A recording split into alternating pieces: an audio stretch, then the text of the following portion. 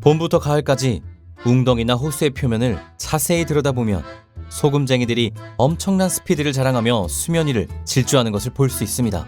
아주 작은 초파리나 날벌레도 물 위를 걷지 못하는데 이들보다 훨씬 커 보이는 소금쟁이는 어떻게 물 위를 자유자재로 걸어 다닐 수 있는 걸까요? 이에 대한 해답은 물의 표면 장력과 소금쟁이의 방수 능력에 있습니다. 먼저 물의 표면 장력을 이해하려면 물의 성질에 대해 알아야 합니다. 물의 분자는 같은 물 분자끼리 서로 끌어당기는 성질, 즉 응집력을 가지고 있습니다. 물 분자의 응집력은 매우 약하지만 결합하고 있는 물 분자 주변이 공기라면 공기와 접하는 물 분자는 표면적을 줄이기 위해 물 내부의 분자와 더 강하게 결합합니다. 따라서 공기와 맞닿는 물 분자들은 부피가 가장 작은 수평면이 되거나 구형, 즉 물방울이 되는 것입니다. 이렇게 결합한 물의 표면은 마치 지극히 얇은 껍질로 둘러싸인 상태와 비슷한데 이를 표면 장력이라고 합니다. 또 다른 물의 성질 중 하나는 바로 부력입니다. 부력은 물속의 물체를 위로 밀어 올리는 힘으로 표면에서 아래로 누르는 물체의 힘에 대해서도 작용합니다.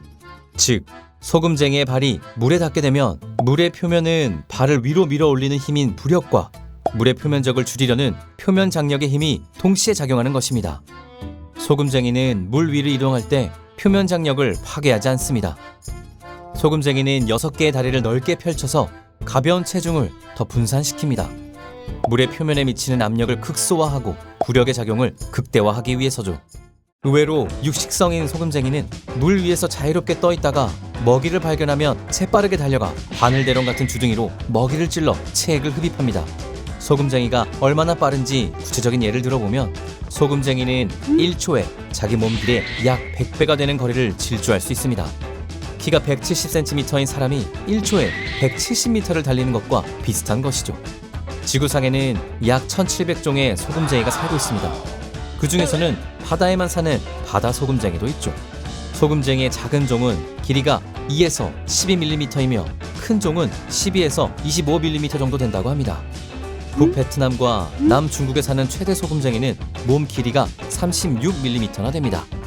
소금쟁이는 앞다리, 중간다리, 뒷다리가 한 쌍씩 있습니다. 짧은 앞다리로는 먹이를 움켜잡고 찌르는 역할을 하고 앞다리보다 훨씬 긴 중간다리는 물 위에서 수면을 뒤로 미는 도 역할을 하며 제일 긴 뒷다리는 체중을 전체적으로 분산하는 작용과 질주할 때 방향을 바르게 잡아주는 역할을 합니다. 평생을 바다 위에서 사는 바다 소금쟁이는 몸 전체를 덮고 있는 털이 골프 클럽처럼 끝이 동그랗게 되어 있어 몸과 털 사이 공기방울을 유지합니다. 따라서 몸이 물에 젖지 않고 방수성을 유지하는 것이죠. 또 몸에서 분비되는 왁스 성분이 물과 접촉을 막아 바다 위에서도 물이 젖지 않고 살 수 있는 것입니다. 소금쟁이의 몸은 어떤 경우에도 수면 위에 있습니다. 혹시 파도나 다른 이유로 몸이 물에 잠기더라도 즉시 떠오릅니다.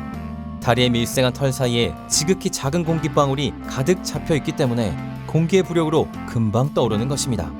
동시에 공기방울은 물에 빠져 있는 동안 호흡에 이용되기도 합니다. 사우디아라비아의 킹 압둘 공대 연구팀은 소금쟁이의 방수 능력을 연구해 이 메커니즘이 방수 소재나 물과의 마찰을 줄여주는 코팅 소재로 사용될 수 있다고 보고 있습니다. 재미있는 점은 소금쟁이는 대부분 날개가 없는데 날개를 가진 소금쟁이 종류는 물 위를 잘 걷지 못한다고 합니다. 역시 모든 걸 다 가질 수는 없는 것 같습니다.